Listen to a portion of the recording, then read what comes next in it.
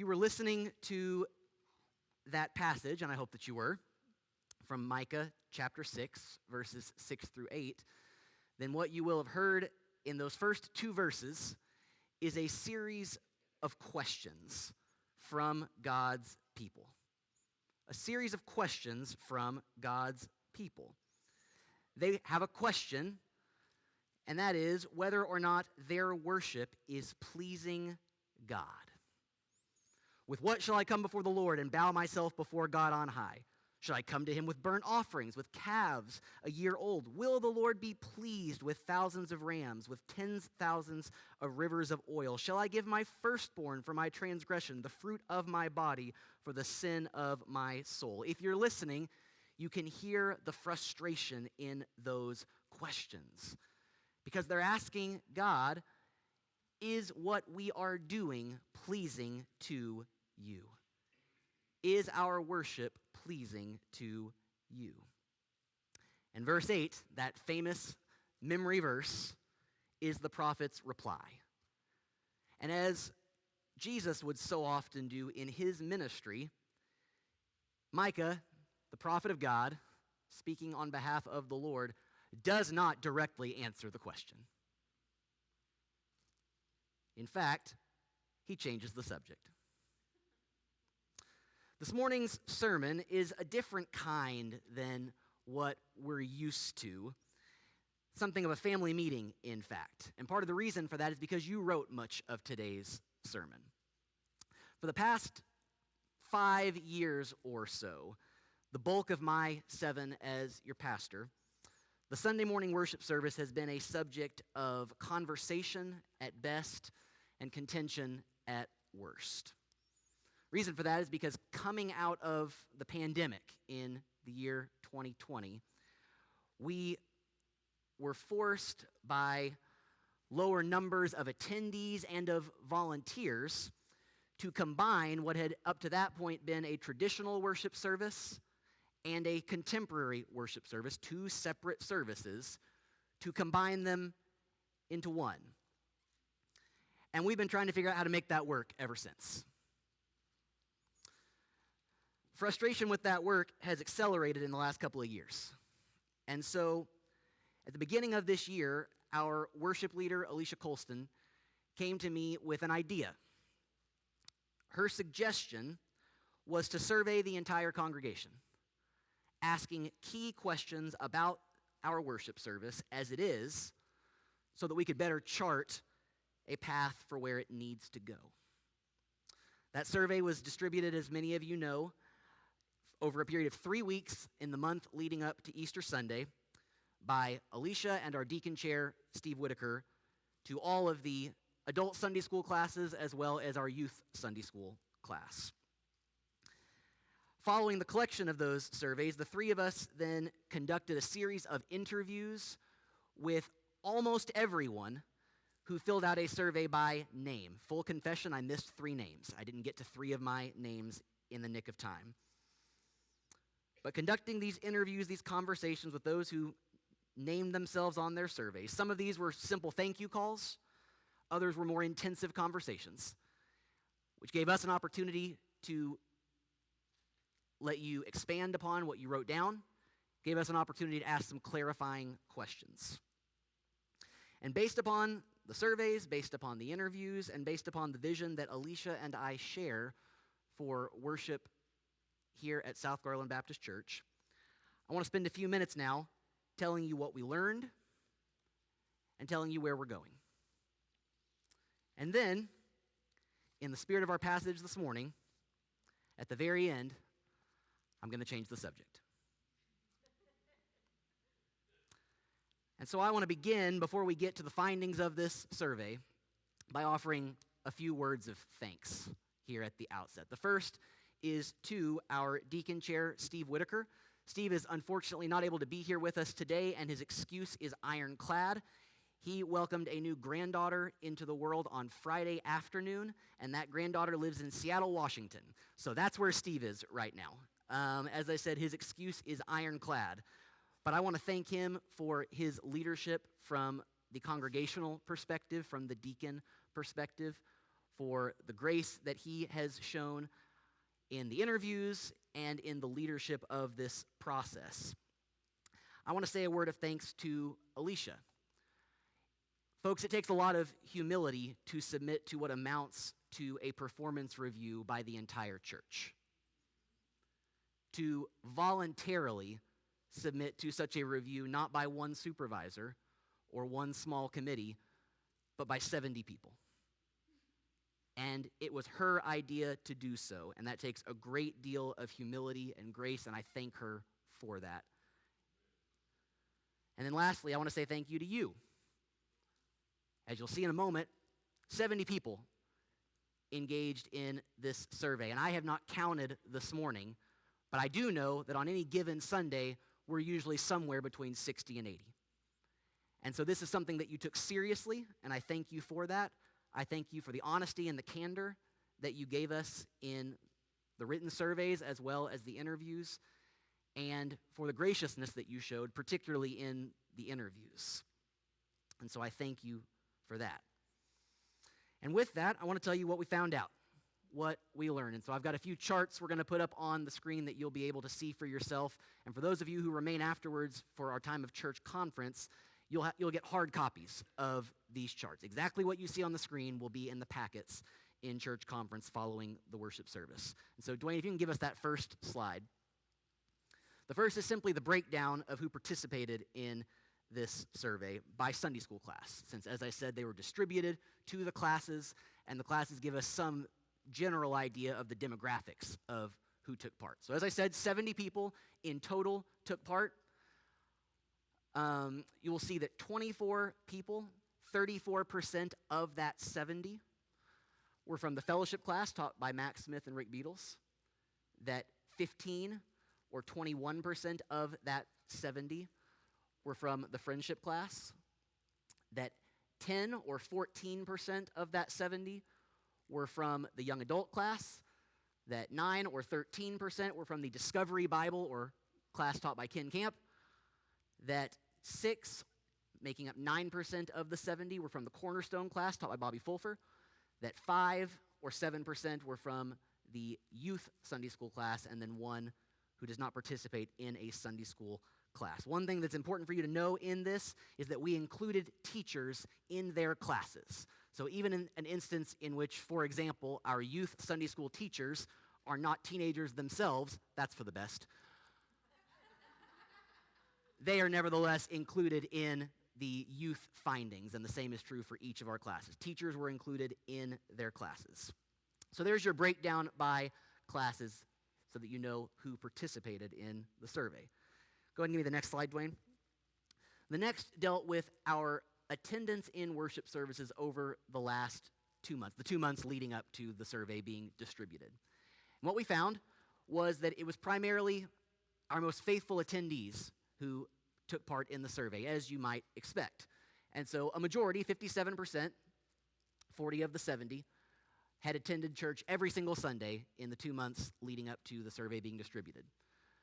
Another 14 or 20% had attended most Sundays. So 77% attended most or all Sundays, showing us that this was indeed filled out by our most faithful in attendance church members. Go ahead and give me the next slide, Dwayne. Here was the big number.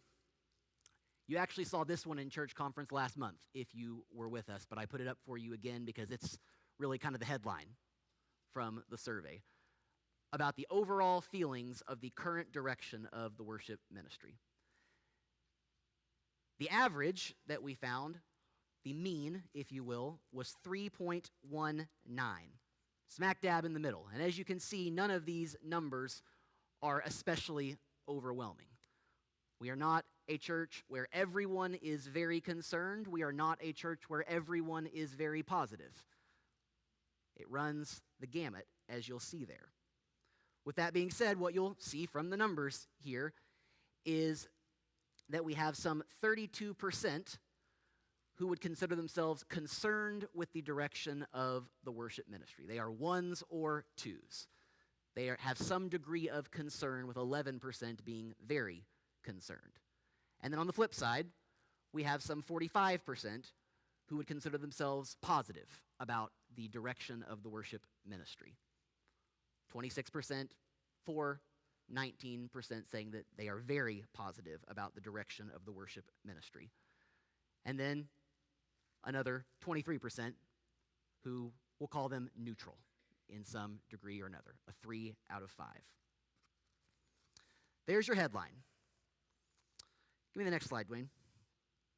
With that being said, we wanted to know what comfort our congregation feels participating in worship. Whether they feel, regardless of their preference, that they are capable of worshiping on any given Sunday morning and are able to take part and willing to take part. And what we found is that the answer is yes. The mean was 3.89, the average, 3.89. And the vast majority, 68%, as my math is done on the fly here, 68% said that they are comfortable or very comfortable participating in the worship service, with 11% being neutral, 13% being not comfortable, 7% being very uncomfortable. Next up, next slide. This was another headline for us. One thing that prompted this survey in the first place was something that we had observed anecdotally, that we had seen with our own eyes and had heard from others, that we had members of our congregation who are participating in Sunday school classes, who are attending events, who are continuing to tithe and even to volunteer, but have been opting out of the Sunday morning worship service, have been coming to Sunday school and then headed to an early lunch. And that was something that, quite frankly, moved this from a conversation to more of a crisis that caused us to say we really need to take a very hard look at this. So we asked, has there been a time when you have skipped worship due to the music style? The answer that we found was that 55 of the 70, or 79%, said no. That regardless of where their preference fell, they are continuing to attend, continuing to worship with the congregation. With some 15 out of the 70 saying that yes, there has been at least one time when, following the Sunday school hour, they said, I'm going home because I don't like the music.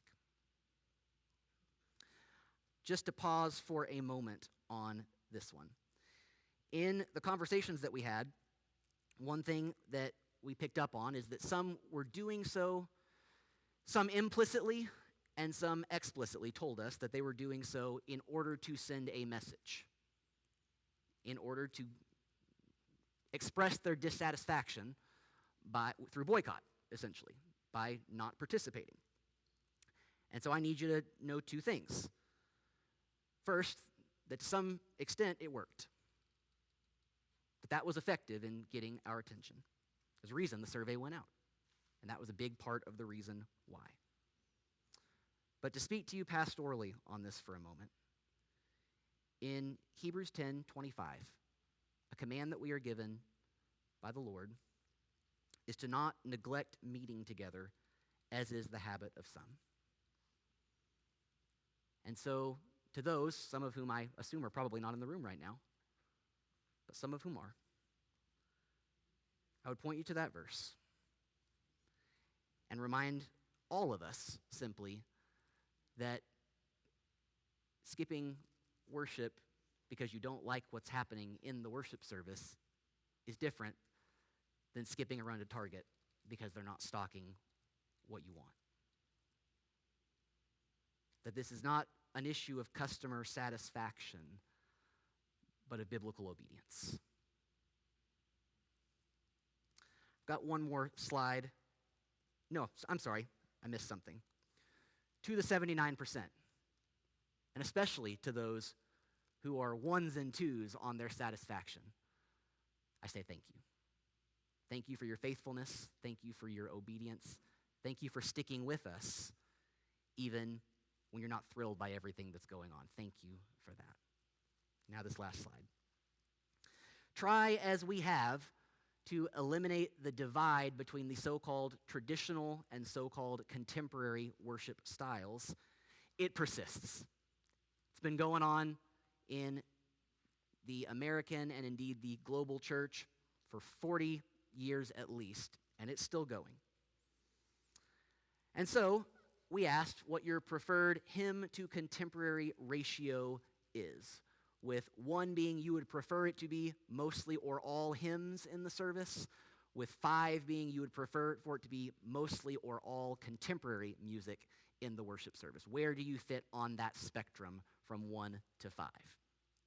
The mean that we found on this one was 2.7, almost right in the middle, skewing a bit on the traditional side, with 37% being on the more traditional end of the spectrum, with 15% being on the more contemporary end of the spectrum, and with nearly a majority saying we are right in the middle, something in between. And a point on this is one thing that we found that I think the congregation is to be commended for, that you are to be commended for, is that in our interviews, there were several people that we asked directly, are you a 3? Or is that what you think is best for the church? And many of them answered in the latter, saying that I've got my own preferences, but when I answered that question, I was thinking about what was best for the church. And I appreciate that perspective. Thank you for that. These are the findings that you're getting today. These are the big questions that were asked. There were a few others about favorite songs that we have sung in the services, but these were the headliners that we bring before you this morning. Dwayne, you can take it back to the title slide at this point so we can get to answering the question. What now? Where do we go from here? Well, as anticipated, as we expected when the survey was distributed, it is literally impossible to give everybody everything they want. That's what we thought we were going to find out. Success. It is impossible to give everybody everything they want. To that, I say good, since that's not what worship is about anyway. Worship is not about entertaining paying customers. That's a concert. That's a show. Worship's not about enticing prospects with sights and sounds. That's called fishing. That's bait.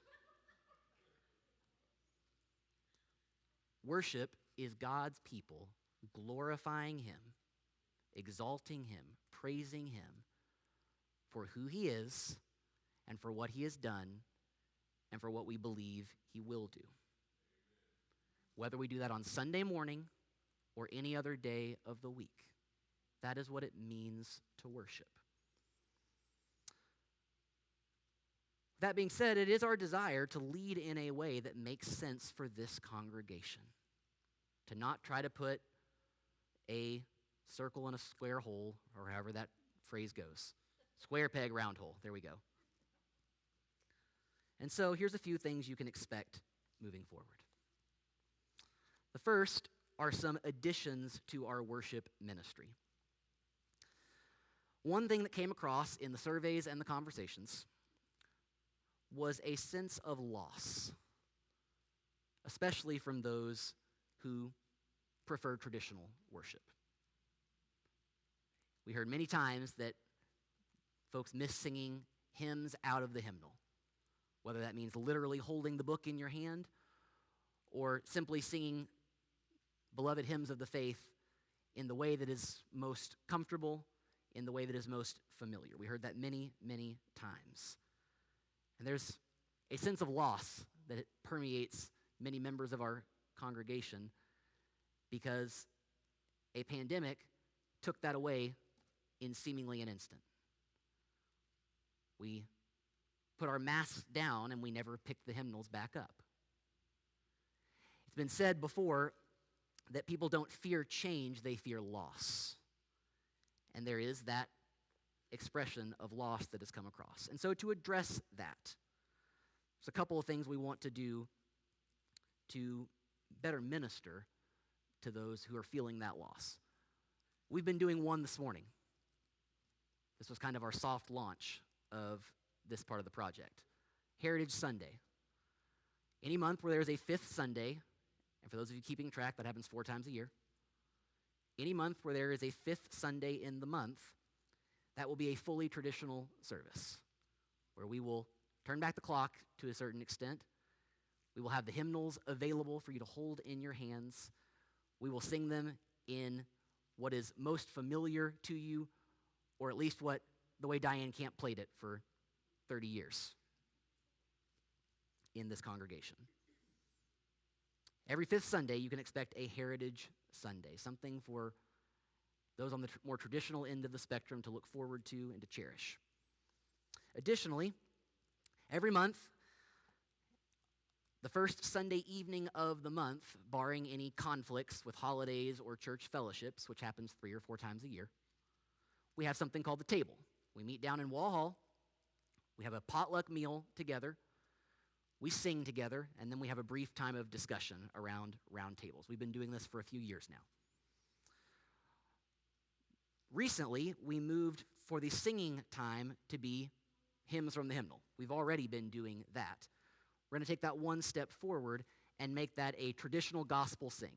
What that means, if you've never attended one or it's been a while, you show up, you say, I want this hymn. You give us the number, and then we sing it together. Hold on for a second. That legitimately touches my heart.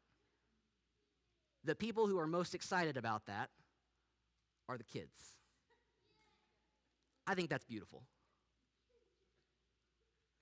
So we're going to do a hymn sing every time we have the table. Come, open the hymnal, tell us what your favorites are, and we're going to sing those together for as long as you want, essentially. And we'll do that together first Sunday of the month. Those are some additions to our worship ministry. As for Sunday mornings, our desire is and has been all along to provide neither a contemporary worship service nor a traditional worship service. Based upon your surveys, we did it. We are seeking to provide neither a contemporary service nor a traditional service, but rather a blended worship service. We were already moving in that direction before calling Alicia as our worship leader. But during that time, that interim period, I think I, as your pastor, did a bad job of explaining what blended worship is. I don't think I defined it very well for you. Blended worship, as it is commonly understood, does not mean 2 hymns sung exactly as traditional worshipers recognize those hymns and 2 contemporary worship songs sung exactly as contemporary worshipers would recognize them. It doesn't mean 2 traditional songs with a piano and an organ and a choir, and then 2 contemporary songs with 2 electric guitars and a bass and drums. Doesn't mean smashing those 2 things together like peanut butter and salsa. Truth be told, that is kind of what we were doing for a little while during the pandemic. And the feedback that I received that I think was accurate was that it wasn't one worship service. It was 2 halves of 2 worship services smashed together. I think that was true. I think that was good feedback. So blended worship is to be understood similar to blending paint. You take blue, you take yellow, and when you blend them together, you don't get half blue and half yellow. You get green. You get something new that incorporates the best of both. The reason for doing this is so that it is one cohesive service. And so that the transitions from one song to the next are not jarring or awkward. So that it flows. So that it makes sense together. And in pursuing this, that means that sometimes arrangements and tempos are slightly modified for the sake of that flow, but the melody is maintained. You still know what you're singing. This is the direction that we're seeing churches around the world pursuing right now. There are many churches who 30 years ago decided that they were committing themselves to traditional worship, even as contemporary worship music was on the rise. And they said, we choose to ignore that fad and continue in our traditional worship. Some 30 years later, many, if not most of those churches are saying, maybe there is some contemporary music that would fit well in our service, that honors the Lord, that we want to be a part of our worship. Same thing on the contemporary side of things. There are many churches that have been having the lights and the big sounds and the bands for 30 years, and their hymnals are dusty in a closet somewhere. And they found after 30 years that perhaps they threw the baby out with the bathwater, and that they miss some of those beautiful hymns. They miss that part of their heritage. And as you've seen this morning, they want their kids to learn those songs too. This is the direction we're seeing churches around the nation and around the world going. The result, when it's done well, is music that is light on spectacle and production and that leans into meaning, that is simple and tasteful and cohesive and beautiful. Based upon the survey results, we remain committed to that vision of blended worship for our multi-generational congregation. But there are a few notes we've taken, a few changes you can expect. One is a technical thing. We heard a lot about the balance of sound in the room. And some of that is due to the fact that this sanctuary was renovated several years ago, and when that was done, the room was EQ'd, seeking balance to make sure that it sounds the same over here as it does over here, as it does right here. I was there when that EQing was done. It didn't take very long. And we believe that a more thorough job needs to be done of that, to ensure that you're hearing the same thing over there, that you are over there, that you are over there, that you are over there. I do need to tell you one thing, though, just as a word of caution. I'm speaking to one section in particular, to my folks in the back section. Something I need to make you aware of, just so you know what you're getting into here. That back section did not exist when this room was built. That used to be classroom space, I believe. And at a different time in our church life, we knocked down the walls and put some additional seats in to expand the sanctuary. What that means, that area does not have the same acoustics that this area does. And so no matter how much work we put in, no matter how much money we pay, it's never going to sound as good in the back section as it does in the room. That is a reality of acoustics. We will do the best we can, but as I said to you before, you don't go to a football stadium, sit in the nosebleeds, and complain that the view is not as good as on the 50-yard line. That is the reality. That's one change you can expect, is these technical adjustments. The second, based on some of the feedback that we got, is about the structure of the service. Some comments, even complaints, that it's choppy, that there are sections where we go too long without any music, and wanting to look into that. And so we're taking a good look at that. What things we can move around, what transitions we can ease to make the flow better, since after all, cohesion and flow are important to us. I ask you to bear with us on this, because one thing we've learned is the best way to find out if it works or not is to try it. There are things that make a lot of sense in those offices and in that conference room that then when you try it on a Sunday, you say, didn't see that coming. So bear with us as we try some new things out in terms of the structure of the service. And one last bit is a desire for more special music. Choir anthems, instrumental music, solos or duets or quartets, more performance-based worship that helps to prepare your heart for the message that follows.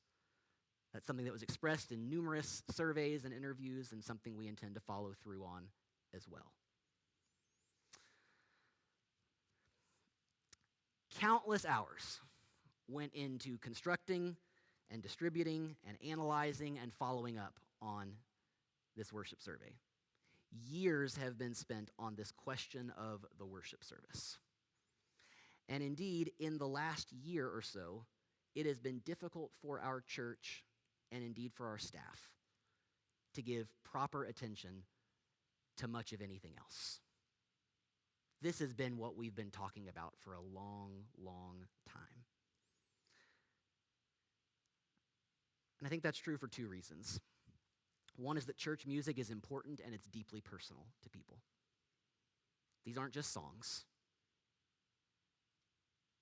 Traditional church music is our heritage. Contemporary worship music offers us hope for what God is doing now and has yet to do. Church music is important and it's deeply personal to people. And then secondly, I think we've been talking about this so much because people want to see our church grow. In fact, some folks told us, some implicitly reading between the lines, and others just came right out and said that I would care a whole lot less about this if people were beating down the doors to get here on Sunday morning. This would matter to me a whole lot less if we had more people showing up, if people were coming to hear the gospel. So with that in mind, at long last, I want to return to our passage just for a few minutes, to Micah 6, 6 through 8. God's people were asking, is this what you want from our worship, God? Is this what you want?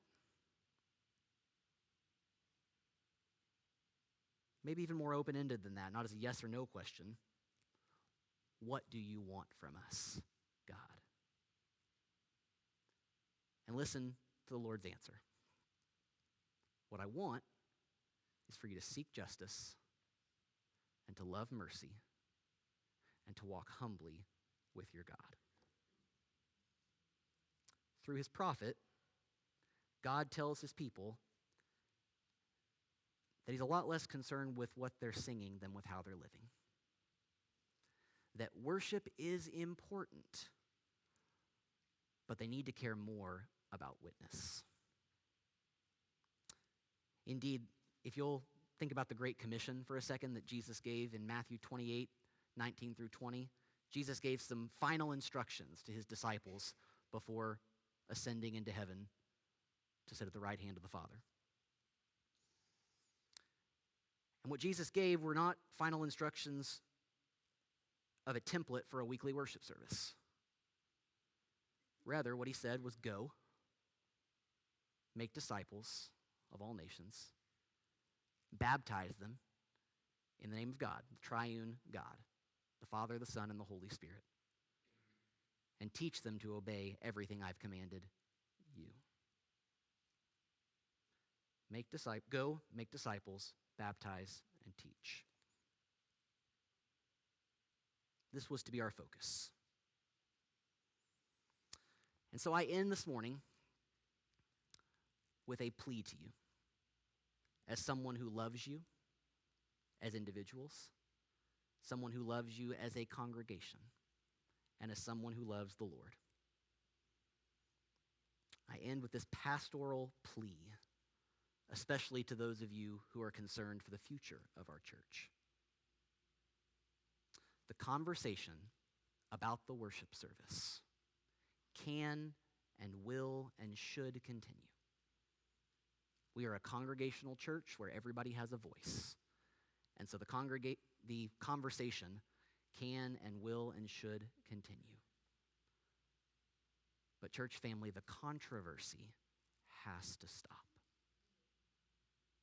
The contention has to come to an end. Because it is time, long past time, to pivot from talking about music to talking about mission. Church family, we've got to care more about the Bible than the hymnal. We've got to care more about filling that baptistry than filling that choir loft. We've got to abandon this field of dreams mentality of evangelism that if we just build the perfect service and throw the doors open, then the masses will come flooding in. And instead, we've got to throw the doors open and go out, caring more about just Sunday morning more than just Sunday morning, but also Monday and Tuesday, Wednesday and Thursday, Friday and Saturday. Because witness, not worship, is the path to flourishing in Jesus' name. Mission, not music, is what makes the Lord's church grow. The gospel of Jesus Christ, not the talents of South Garland Baptist Church, is what saves souls. And so this conversation is going to continue, as it should. But that conversation can no longer dominate everything else. So I invite you to do this with me as we get ready to welcome dozens of children into this building to hear the gospel. Let's seek justice together. Let's love mercy together. Let's walk humbly with our God together. And in Jesus' name, let's make disciples.